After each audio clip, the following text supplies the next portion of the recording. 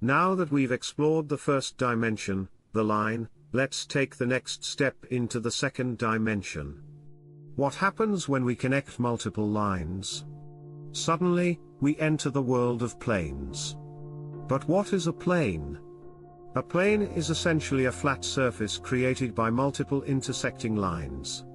It is two-dimensional, where length and width come together to define space.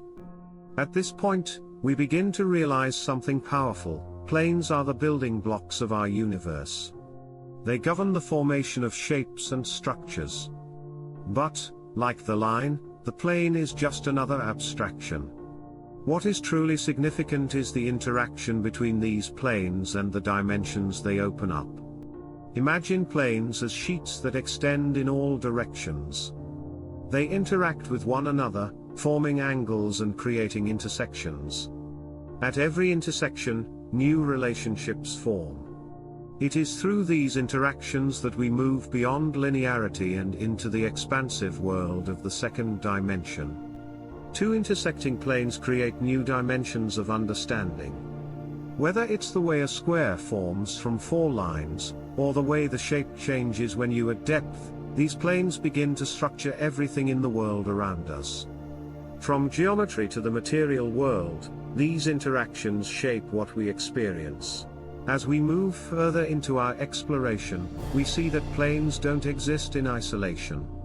They stack, fold, and combine to create the foundations of complex systems, structures, and even living organisms. They are, quite literally, the geometry of life itself. So, in the second dimension, we learn to see more than just lines. We see the spaces between them, the planes. And from here, we will build the bridges that will lead us into the third dimension. But before we do that, we must understand how planes interact and influence everything we know. This understanding of planes will play a crucial role in understanding the higher dimensions and, ultimately, the very structure of reality. Next time, we'll explore how these planes move into the third dimension and form structures like cubes. But before we do, take a moment to reflect on how the second dimension shapes everything we perceive, how these planes govern the physical world and even our conceptual understanding of space itself.